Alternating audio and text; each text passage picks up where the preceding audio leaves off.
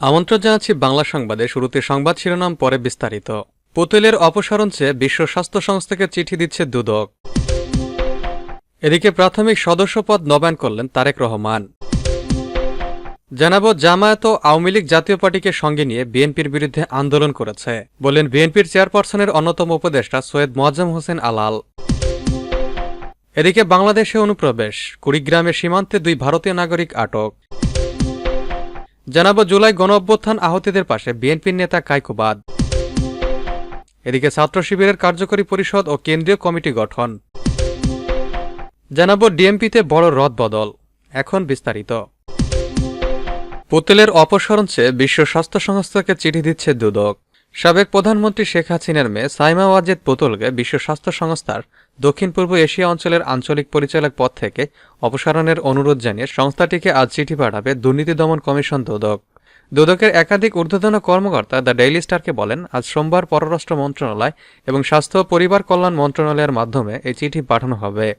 দুদকের চিঠিতে বলা হয়েছে, কমিশনের তদন্তে অভিযোগ উঠেছে যে শেখ হাসিনা তার মেয়ে সাইমা ওয়াজেদ পুতুলকে এই পদে নিয়োগ দেওয়ার জন্য ক্ষমতার অপব্যবহার করেছেন। এই পদের জন্য তার প্রয়োজনীয়তার যোগ্যতা ছিল না। চিঠিতে আরও অভিযোগ করা হয়েছে যে শেখ হাসিনা কোনো বৈধ কারণ ছাড়াই তার মেয়েকে একাধিকবার রাষ্ট্রীয় সফরে নিয়ে গিয়েছিলেন। চিঠিতে বলা হয়েছে, তার মেয়ের অযোগ্যতা ঢাকার জন্য শেখ হাসিনা 2023 সালে G20 শীর্ষ সম্মেলনের সময় পুতুলকে ভারতে নিয়ে গিয়েছিলেন। একইভাবে দিল্লিতে অনুষ্ঠিত 76তম WHO সম্মেলনে শতাধিক বাংলাদেশি কর্মকর্তা ও প্রতিনিধি পাঠানো হয়। এতে রাষ্ট্রের বিপুল অর্থ অপচয় হয়। দুদকের চিঠিতে আরও বলা হয়, পুতুল তার পরিবারের প্রভাব এবং তার আত্মীয়দের রাষ্ট্রীয় ক্ষমতার অপব্যবহারের মাধ্যমে বাংলাদেশ সরকারের আর্থিক ক্ষতি করেছেন এবং দেশের আন্তর্জাতিক ভাবমূর্তি ক্ষুণ্ণ করেছেন। চিঠিতে আরও উল্লেখ করা হয়, মায়ের রাজনৈতিক প্রভাবের অপব্যবহারের মাধ্যমে অপরাধমূলক কর্মকাণ্ড ও দুর্নীতিতে জড়িয়েছিলেন পুতুল। উদাহরণ হিসেবে তার বিরুদ্ধে পূর্বাচল নিউটাউন প্রকল্পের কূটনীতিক এলাকায় অবৈধভাবে 10 কাঠা জমি বরাদ্দ নেওয়ার অভিযোগ রয়েছে। এই অভিযোগে দুদক ইতিমধ্যে তার বিরুদ্ধে মামলা করেছে। চিঠিতে আরও অভিযোগ করা হয়েছে যে সাইমা ওয়াজেদ পুতুল সূচনা ফাউন্ডেশন নামে একটি সংস্থা প্রতিষ্ঠা করেছেন, যার মাধ্যমে তিনি বিভিন্ন সামাজিক ও ব্যবসায়িক সংস্থা থেকে অর্থ আদায় করেছেন। অভিযোগ করা হয়েছে যে তিনি জাতীয় রাজস্ব বোর্ডের এনবিআরের উপর অবৈধ প্রভাব খাটিয়ে ফাউন্ডেশনের জন্য কর ছাই আদায় করেছেন। তার ফলে সরকারের আর্থিক ক্ষতি হয়েছে। দুদক বর্তমানে এসব কার্যক্রম তদন্ত করছে। এছাড়া স্বাস্থ্য ও পরিবার কল্যাণ মন্ত্রণালয়ের অধীনে তিনি অটিজম সেল এর অপব্যবহার করে ভুয়া প্রকল্প তৈরি করেছেন এবং সরকারি অর্থ আত্মসাৎ করেছেন। এসব অভিযোগ থাকার কথা উল্লেখ করে চিঠিতে বলা হয়, এমন অভিযোগ থাকা কোনো ব্যক্তির WHO-এর মতো মর্যাদাপূর্ণ পদে থাকা বাংলাদেশের সুনামের জন্য ক্ষতিকর। এসব বিষয়ে দুদকের মহাপরিচালক আক্তার হোসেন ডেইলি স্টারকে বলেন, সাইমা ওয়াজেদ পুতুলের বিষয়ে আমাদের তদন্ত চলছে। এক্ষেত্রে স্বাধীন তদন্ত দলের যেকোনো সিদ্ধান্ত নেওয়ার ক্ষমতা আছে। প্রাথমিক সদস্যপদ নবায়ন করলেন তারেক রহমান। 20 টাকা দিয়ে নিজের প্রাথমিক সদস্যপদ নবায়ন করলেন বিএনপির ভারপ্রাপ্ত চেয়ারম্যান তারেক রহমান। সোমবার বিকালে রাজধানীর গুলশানে চেয়ারপারসনের কার্যালয়ে বিএনপির সদস্য নবায়ন কর্মসূচির উদ্বোধন করে দলের ভারপ্রাপ্ত চেয়ারম্যান অনলাইনে চাঁদা নিয়ে নিজের সদস্যপদ নবায়ন করেন। একই সঙ্গে দলটির মহাসচিব মির্জা ফখরুল ইসলাম আলমগীর, স্থায়ী কমিটির সদস্য নজরুল ইসলাম খান, সালাউদ্দিন আহমেদ, সিনিয়র যুগ্ম মহাসচিব রুহুল কবির রিজভী ও কোষাধ্যক্ষ এম রশিদ মিল্লাত সহ সিনিয়র নেতারা ফরম পূরণ করে তাদের সদস্যপদ নবায়ন করেন। ভার্চুয়ালি যুক্ত হয়ে তারেক রহমান বলেন, মেধাবীদের সামনে নিয়ে আসতে হবে। পরিশ্রমী, সততা, আদর্শ যাদের আসে, এসব মানুষকে ঐক্যবদ্ধ করতে হবে। আরও বেশি করে দলের কাছে নিয়ে আসতে হবে, দলের সঙ্গে সম্পৃক্ত করতে হবে। আগামী দিনে আমাদের ভালো মানুষ দরকার, কারণ এই রাষ্ট্রটিকে পালিয়ে যাওয়া স্বৈরাচার ধ্বংস করে দিয়েছে, অনেক পেছনে নিয়ে গেছে। কাজেই দলকে যদি পুনর্গঠিত করতে হয়, সেরকম মানুষ দরকার। সেই রকম মানুষকে বের করে নিয়ে আসতে হবে। তারেক রহমান বলেন, জনগণের সমর্থন পাওয়ার পরে দেশকে পুনর্গঠন করতে হবে। দেশকে পুনর্গঠন করার জন্য, রাষ্ট্রকে মেরামত করার জন্য 31 দফা দেশের মানুষের সামনে উপস্থাপন করেছে। সেটিকে যদি বাস্তবায়ন করতে হয়, অবশ্যই দলকে ঐক্যবদ্ধ পুনর্গঠিত করতে হবে। তিনি বলেন, আজকের দিন বিএনপির নেতাকর্মীরা আনন্দের দিন। যে কর্মসূচি শুরু করলাম, সামনে যুগ্ম মহাসচিব, সাংগঠনিক সম্পাদক ও সহ সাংগঠনিক সম্পাদকরা আছেন। নেতৃবৃন্দরা, আপনাদের মাধ্যমে এই সাংগঠনিক কর্মসূচি সফল করতে হবে। কাজেই আপনাদের দিকে দল তাকিয়ে আছে। জেলা, থানা, পৌর, ইউনিয়ন ও গ্রাম পর্যায়ে যেসব নেতৃবৃন্দ আছেন, তাদেরকে ঐক্যবদ্ধ করতে হবে। দৃঢ়ভাবে বিশ্বাস করি, যেভাবে স্বৈরাচারের বিরুদ্ধে আন্দোলনের সময় সবাইকে সংগঠিত করে ঐক্যবদ্ধভাবে সফল করেছিলেন বিভিন্ন কর্মসূচি, একইভাবে এ কর্মসূচি সফল করবেন। জামায়াত ও আওয়ামী লীগ জাতীয় পার্টিকে সঙ্গে নিয়ে বিএনপির বিরুদ্ধে আন্দোলন করেছে। বিএনপি চেয়ারপারসনের অন্যতম উপদেষ্টা সৈয়দ মোয়াজ্জেম হোসেন আলাল বলেছেন, একসময় জাতীয় পার্টি ও আওয়ামী লীগকে পুনর্বাসিত করার চেষ্টা করছে। জাতীয় পার্টি এখন প্রায় বিলীন হওয়ার পথে। জামায়াত আওয়ামী লীগ জাতীয় পার্টিকে সঙ্গে নিয়ে বিএনপির বিরুদ্ধে আন্দোলন করেছে। তার প্রতিদান হিসেবে জামায়াতের শীর্ষ নেতাদের ফাঁসিতে ঝোলানো হয়েছে। সোমবার জাতীয় প্রেস ক্লাবের সামনে বিএনপির প্রতিষ্ঠাতা শহীদ রাষ্ট্রপতি জিয়াউর রহমানের ৭৯তম জন্মবার্ষিকী উপলক্ষে বৈষম্য প্রতিরোধ ফাউন্ডেশন আয়োজিত শীতবস্ত্র বিতরণ অনুষ্ঠানে প্রধান অতিথির বক্তব্যে আলাল এসব কথা বলেন। এ সময় একটি দল পতিত আওয়ামী লীগকে পুনর্বাসনের চেষ্টা করছে বলে অভিযোগ করে আলাল বলেন, বিগত দিনে যারাই আওয়ামী লীগকে পুনর্বাসনের চেষ্টা করেছে তারাই নিঃস্ব হয়ে গেছে। সুতরাং তাদের বলবো, এটি করার আগে অনেকবার ভাবুন।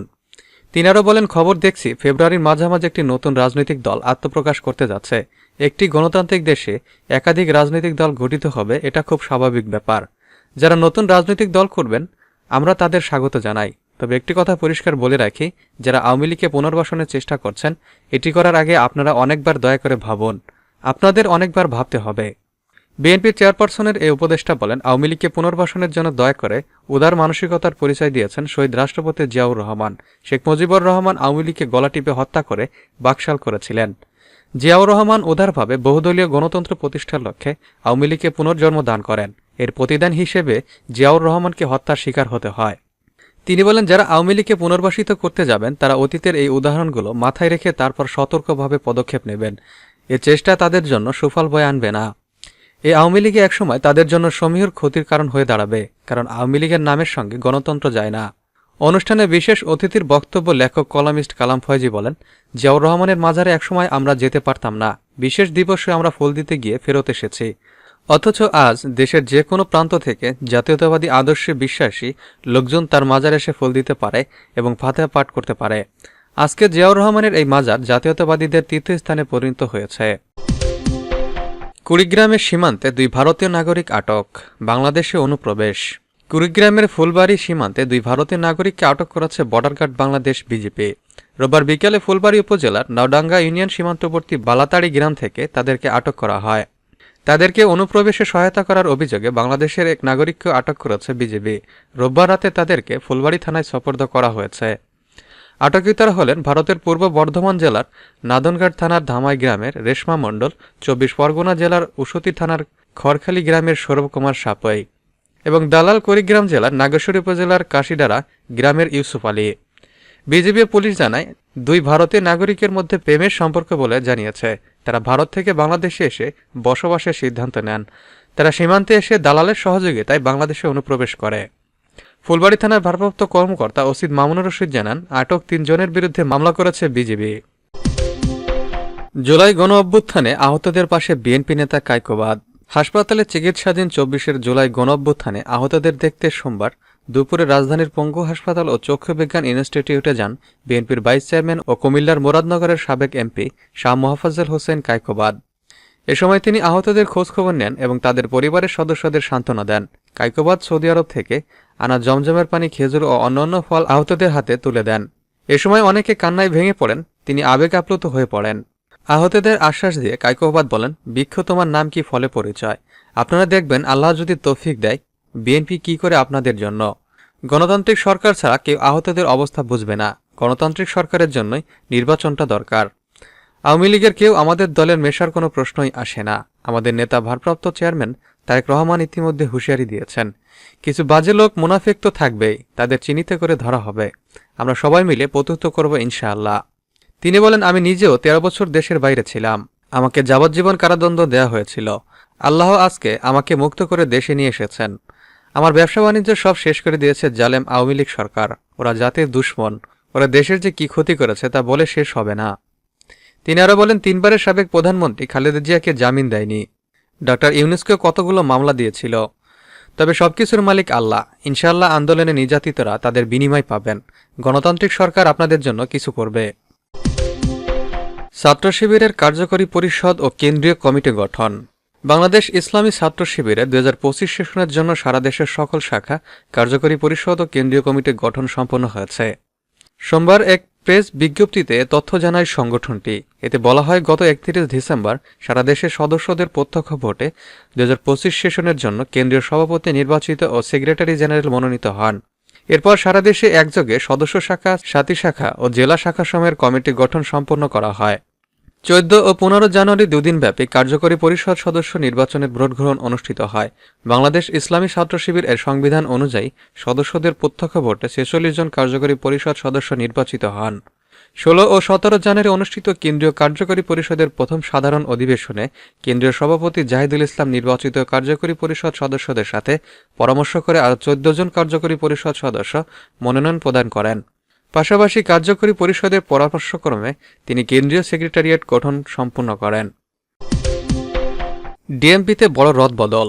ঢাকা মেট্রোপলিটন পুলিশের উপ পুলিশ কমিশনার, অতিরিক্ত উপ পুলিশ কমিশনার ও সহকারী পুলিশ কমিশনার পদমর্যাদার মোট 13 জন কর্মকর্তাকে পদায়ন করা হয়েছে। পদায়নকৃত কর্মকর্তাদের মধ্যে উপ পুলিশ কমিশনার পদমর্যাদার 8 জন, অতিরিক্ত উপ পুলিশ কমিশনার পদমর্যাদার 3 জন ও সহকারী পুলিশ কমিশনার পদমর্যাদার 2 জন কর্মকর্তা বলে জানা গেছে।